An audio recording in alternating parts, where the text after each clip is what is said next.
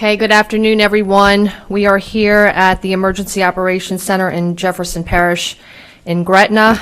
I'm Parish President Cynthia Lee Shang. Today is August 29th, 2021 at 1 p.m. I want to introduce Shari from the Deaf Action Center. She is going to be signing from, I believe, her home. We did not want her to take on dangerous conditions to be here, so I believe she is there and you're able to see her. I want to introduce the people I'm honored to be here with today. The Director of Emergency Management, Mr. Joe Valente, our Director of Public Works, Mark Drews, our Chief Administrative Assistant, Sarah Babcock, our Fire Service Director, Brian Adams. Is the Chief here? The Chief's probably on the East Bank, correct? Okay. And then Councilman at Large for Division A, Ricky Template. No, he was just here, so he just left a few minutes ago. Councilman at Large for Division B, our Council Chairman, Scott Walker. Councilman for District 1, Marion Edwards. I just got off the phone with him within the last hour. He is in his district. Councilman for District 2, Councilman Dino Bonanno is here. Our Councilman for District 3, Councilman Byron Lee, is here. And then I was just on the phone with Councilman Impastato for District 4. He was trying to get over here. On his way here, a sign blew off of a building, and the wind conditions started picking up, so he needs to stay back in his district. And I was also on the phone with Councilwoman Van Ryken, who said the wind started really gaining a lot of traction, so she's going to stay back in her district. So it's difficult for those council members to make the track here to the West Bank, and they need to be back home in their district. So we're here at the EOC. You'll notice here we're on generator power. We keep going back and forth to generator power and the feed. That is what you see happening in our Upper Jefferson. Our water system, we went on generator power proactively so that we would not lose pressure if we lost the power. So that was a proactive move by us. And I'm just going to give updates as the way they've been going in this morning. Causeway, we closed that at 11 a.m. Certainly the status of the weather, our eyes have all morning been on Grand Isle. We have people there on Grand Isle. Our concern from the beginning has been this level of storm surge for that island and the people who chose to remain on it. We are in touch. We just were in touch with them. We're still via radio contact in touch with them. We were in touch with the fire station. The fire station is taking on water now. Now, what you're seeing in Grand Isle, you're going to start seeing coming up this way, so our attention is quickly on Lafitte, and the conditions will begin deteriorating and have deteriorated in Lafitte, and that is going to come up our way. So this is what we're looking at. Electrical outages, as you would imagine, are happening very frequently. Every time we check, it's probably gone up since I just last checked. 10 minutes ago, it's 46,000 that were out. We just checked right before I got to the podium. It was 54,000 customers without power. So this is what we are actually, expect for this kind of storm. So right here in Upper Jefferson, we will start feeling these impacts that the Lower Jefferson has starting to feel very quickly, and we're going to be at this for quite some time. We already had a Jefferson Parish leadership call this morning with over 100 participants, so we are in touch with our partners, we are in touch with our stakeholders. The communication channels are there so that we can respond very closely. Obviously in Grand Isle, as I mentioned, our eyes are on them. We have gotten requests for rescue for people who stayed on the island, obviously, and I mentioned Whitecaps are on the highway, our fire station's taking water. On Grand Isle, obviously, first responders cannot get to you, so those folks are just going to have to hunker down and wait for the storm to pass before it's safe and before we can get to them in Grand Isle. And also the concern, again, for Lafitte, I just saw the mayor. We are in touch with him in Lafitte, and they will begin seeing these conditions deteriorate rapidly. Was on the phone with Sheriff Joseph Lapinto. He is stationed on the East Bank. I want to thank him and his officers. They proactively went down to Lafitte, Lower Lafitte, Barataria, and Crown Point yesterday evening to identify, even though we had a mandatory evacuation, to identify people that are still in Lafitte. So I want to thank him for that. They went house to house with a few dozen officers, identifying people's names, their phone number, where they live, and the number of people in the house. So we want to thank him for that, and I thank, our first responders are so strong in Jefferson Parish, that proactive move so they know immediately and are ahead of the game for search and rescue. Again, Upper Jefferson, the conditions will start to deteriorate rapidly. The threats that we have been saying you will start seeing them now, okay? So the wind, the rain, the flash flooding, and the overall power outages will happen. We've already had a report of an animal tied to a tree that our animal protection services have had to respond to. Animals need to be inside. We cannot pick up animals now. We are not going out, but all animals, if their lives are going to be spared, they need to be brought inside, and this animal is tied to a tree, so thank goodness we were able to rescue that animal before conditions worsened. If you're going to stay at home, please stay inside. Find the safest place in your home, an interior room, away from windows, away from skylight, away from glass doors, away from anything, projectiles flying outside that could break into your home that way. Understand how the trees are around your home. We expect a lot of fallen trees. A tree could fall on your house. You don't want to be in that location on your house, so you have to be strategic in where you're going to ride out this storm. We are prepared for post-storm recovery. Our teams are ready, our law enforcement officers, our firefighters, and we're so fortunate to have the Louisiana National Guard here to help our first responders out. I will tell you, this is a difficult time right now for these officers. They are used to responding, they are used to doing what they do best, and right now they're stuck just waiting. So I think what you're seeing all of us feel is a rush of adrenaline to try to do something, but we're stuck where we are right now. We have to wait this storm out, but the teams are ready and they're strategizing about how they are going to clear roads, get the roads accessible, and begin their assessment and their rescue. I want to just state something that we want to keep only life-threatening, very serious, very critical issues to our 911. So if it's life-threatening, it's down power lines, it's something very dangerous in our community, or if you are suffering from something that needs immediate attention, they're not going to be able to respond all the time during the storm, but it is appropriate to call 911. If it's a less critical issue, let's try to be smart about not overwhelming the 911 line. So if it's something having to do with a tree down, but it's not impacting the roadway, or as I said, animals, or just oxygen distribution, or some resources that you need, please call our Emergency Operations Center at 504-349-5360. Again, 911 for crisis situations, life-threatening situations, the less serious conditions, and we want to know everything. We're going to have teams out there assessing all the roads. So, if there's a tree down on a major road, don't bother to call. Our teams are going to get there. They're going to go look at those major highways. They know, they have a plan, so you don't have to call on that. But any less serious condition, let's keep it out of the 911 calls and call 504-349-5360. A reminder, we have no transit, no paratransit tomorrow. A reminder also that our offices are closed on Monday and the schools are closed on Monday. Okay, so with that, I'm going to invite up our Director of Emergency Management Services, Mr. Joe Valente. And let me go back. I forgot to do this with my notes. Okay, so right now we have 54,000 power outages. Of course, all of the electricity is out on Grand Isle. All of the electricity is out in Lafitte. And now, this is growing, but on the West Bank, Estelle, Manhattan and Harvey, Woodmere, Terrytown, major outages. On the East Bank, Harahan, Elmwood, Jefferson, Metairie Terrace, Kenner, Airline, and around Lafreniere Park. I want to notice that, acknowledge Councilman Templet, who just returned, and I don't know if I mentioned Senator Pat Connick is also here with us at the EOC. So you will hear from some members of our council in a little bit, but next up is our Director of Emergency Management, Mr. Joe Valente.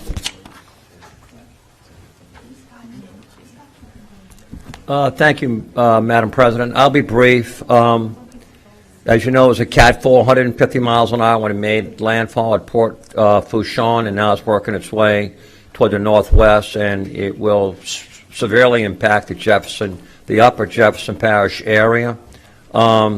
We've been working very closely with all our local partners in the levee districts and the flood protection agencies, and so we have a good handle. All the flood gates have been closed and locked, in hopes that we can minimize the amount of flooding that's going to occur. The threats that we've been talking about for 3 days are now a reality, and the risks are real. The wind, the rainfall, and the power outages. The majority of the power outages, we are being told, are being caused by trees that are falling. So again, Parish President mentioned that. Do not venture out and get anywhere near those trees and those power lines that are entangled in them. That's extremely dangerous. I just want to mention again that we have high water vehicles that are stationed in strategic locations, and the Louisiana Air National Guard and the West Bank Volunteer Fire Departments under Brian Adams will be coordinating their efforts for any search and rescue that occur afterwards. And I think it's important to mention that we have our essential duty employees are on standby and have been sheltered, and the moment that it's safe for them to get out and start their damage assessment runs, they will do so. And that is all I have to say. I do want to say real quickly, though, I said, now is not the time to become complacent. Stay with us for another 36 hours. Stay indoors. Don't venture out on the streets. And do not venture out after the storm passes. Give us time to get an assessment on what needs to be repaired and to get those roads open and those traffic lights up and running. Thank you. Thank you, Joe. Next up, we will have our Director of Public Works, Mr. Mark Drews. Thank you, Madam President.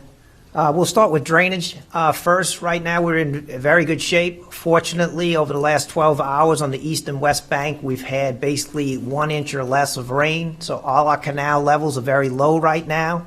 We have full pumping capacity right now, and again, as a preemptive strategy, all our major pump stations we've already transferred to generator power so we can avoid the potential of loss of pumping capacity temporarily if we would have had an outage later. Similarly, we did the same thing with our 2 water plants because if we have that drop in pressure, it can have a detrimental effect on our hospitals. So our 2 plants are on generator power already, and they're performing fine. Our biggest issue, again, is also going to be the energy power outages. As we've said before, it is important that you stay off the streets because if your area doesn't have power, then those traffic signals do not work, okay? And we will not be able to attempt to restore any of our traffic signals probably until Monday. The same thing with our sewer system. Again, every time the power goes out, we have 500 small lift stations throughout the parish. So the areas where we have no power, those lift stations do not function. So we're asking right now that you please conserve the water that goes down your drain, which basically try not to do wash unless you need to or take long showers. Because even though you may have power in your area and your lift station is working, our lift stations are interconnected. So you may be pumping to a lift station that is out. But other than that, Public Works is ready. We'll be ready to respond. As they said, we have people pre-positioned, so we will immediately go out, assess the damages, and start clearing our roads and streets so we can start the recovery process. Thank you. Thank you, Mark. Our next speaker is Chief Administrative Assistant Sarah Babcock.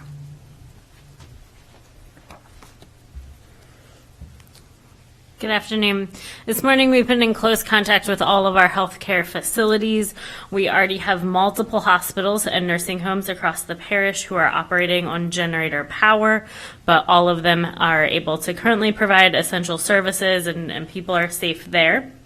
We've continued to remind everyone how full our hospitals are, and today we had a hospital in Region 3 that had to evacuate and move into the hospitals here in Jefferson Parish. So they are extra full at the moment, and so as Madam Parish President said, it is really important that we not go to the emergency room unless it is a life-threatening emergency. As I mentioned yesterday, after this storm, we will have oxygen tanks for distribution. If your oxygen tank is empty, you can bring it to these sites and we will replace it with a new one. These sites are not open today. They will only open after all of the streets are safe and the threat has passed, and so we will announce that opening when it comes. But these sites are Fire Station 20 at 4110 Hudson Street in Metairie and Fire Station 81 at 808 MacArthur Avenue in Harvey. We are also preparing to open shelters post-storm for people who need them. Just a reminder, these will be congregate settings in local recreation centers. It may not be luxury accommodations, but it will be there for people who need it. Anyone who has medical special needs needing a shelter will be transported outside of the region post-storm to areas in northern Louisiana to medical shelters there. If you believe that you will need to go to a shelter after the storm, please call 504-349-5360, and we will triage based on needs and assess whether or not it's appropriate for you to go to a shelter. We will continue to reiterate generator safety at every press conference throughout the storm because this is a high cause of death. Generators need to be set up outdoors, away from windows, doors, air conditioning units, and when you need to refuel them, please allow it to cool completely before adding more fuel. Also, if you're using generators right now, it may not be the safest time to go out and refuel in the middle of the storm, particularly if there are trees in your yard nearby. Thank you. Thank you, Sarah. As I mentioned, our first responder communities are waiting for the time that they can go out and engage in search and rescue. As I mentioned before, Sheriff Joseph Lapinto is on the East Bank. Our fire chief, Chief Tibbetts, is on the East Bank. We also have the Louisiana National Guard here, and they'll work in conjunction with our West Bank Volunteer Fire Company. So with that, I want to introduce our Fire Services Director, Mr. Brian Adams. Thank you. As the parish president said, tomorrow morning at daylight, we will get out and assist the other departments across the parish with clearing streets. So you'll see us out with chainsaws and just clearing the roadway. So if we need to get to an emergency, we can. We'll clear those roadways for us, the sheriff's office, our EMS service, and whatever it takes for us to get along the roadways. Also tomorrow morning at daylight, we will set up an area in Lafitte where we're going to be prepared just in case the water came up and we'll need to rescue people out of their homes or whatever may happen in Lafitte. So along with the National Guard, the Sheriff's Office, and our firefighters on the West Bank, as well as some of the members from the East Bank, we'll hit the ground ready to go tomorrow morning for those rescues. So with that, that's all we have. Stay inside, as everyone else has said up here today. I mean, stay inside. Give us time to get out there tomorrow and do what we have to do. Thank you. Okay, obviously our council members is the governing authority in Jefferson Parish. We're very fortunate that they are working with us. Their staffs are out. They've been out all morning. So with that, our council chairman, Councilman Scott Walker, will address you, followed by Councilman at Large for Division B, Ricky Templet, and then Councilman for District 2, Dino Bonanno, and then Councilman for District 3, Councilman Byron Lee. Thank you very much, Madam President. I'll be brief. Again, there's not much more that I can say today that I haven't said in the past 2 days, except to repeat a couple of things. Here at the EOC in Gretna, we get a nice snapshot of what's going on in the parish. And what we see right now, as you've heard, is that Grand Isle and Lafitte are dealing with a lot, and they're going to continue to deal with a lot. And what they're dealing with now is going to affect us later in the day. So while it might not look terrible outside in Upper Jefferson right now, it will be terrible at some point in the day. So do not think that because this has made landfall and you're seeing Grand Isle and Lafitte get hammered, that you're not going to get affected later in the day as well. It is coming, and conditions will quickly deteriorate in Upper Jefferson Parish as the day moves on. We are here at the EOC. My fellow council members have been on the phone and on the internet and answering emails and monitoring social media, and that's what we're here to do. So if you have problems, contact us. We're here, we're listening, and we're ready to help you get through any troubles that you may have. But this is far from over. As Mr. Adams said, please stay inside. Don't make it more difficult on our first responders, and please stay safe. Thank you. Okay. Thank you, Mr. Chairman. He spoke on behalf of our council members. As I mentioned, Councilman Edwards, I've been in touch with him in District 1, Councilman Van Rankin and Councilman Impastato on the East Bank, and they really should not be coming over to the West Bank right now. It is not safe conditions. So with that, does anybody have any questions? Sabrina?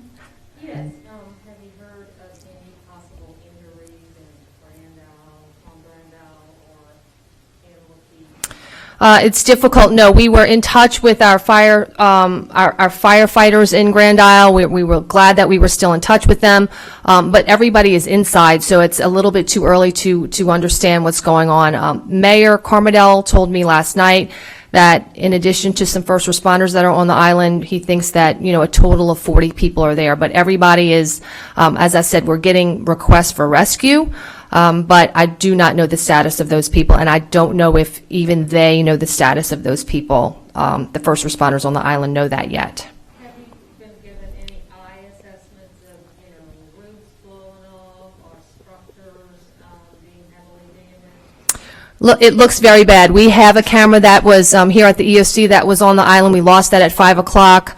Some of the council members were found cameras. It looks very, very difficult. We're seeing some private company cameras that we're finding, but the conditions are very, very bad right now in Grand Isle. They are really getting beaten up right at this moment. So. And what about the water? How high is the water?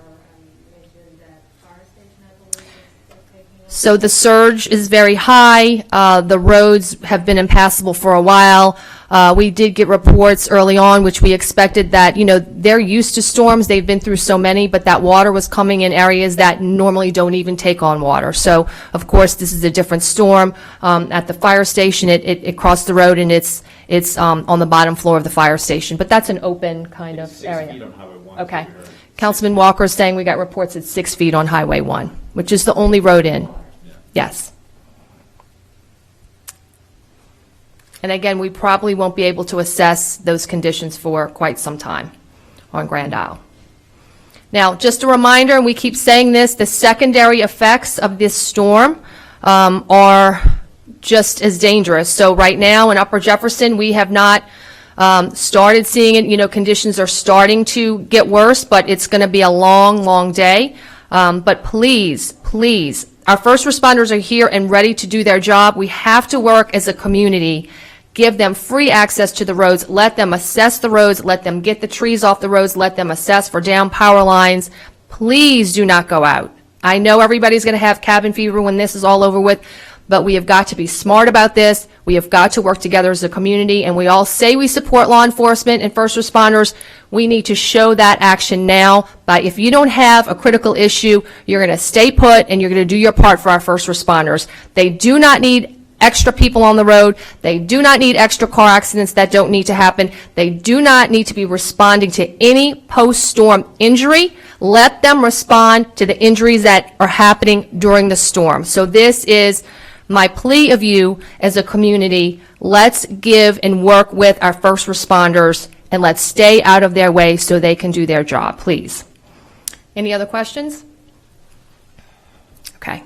Everybody be safe. Thank you very much. We will be in touch. Again, text 888-777, text JP Alert to 888-777, or for our Spanish-speaking citizens, JP Noticias to 888-777, and we will be in touch with you on our next briefing. Thank you.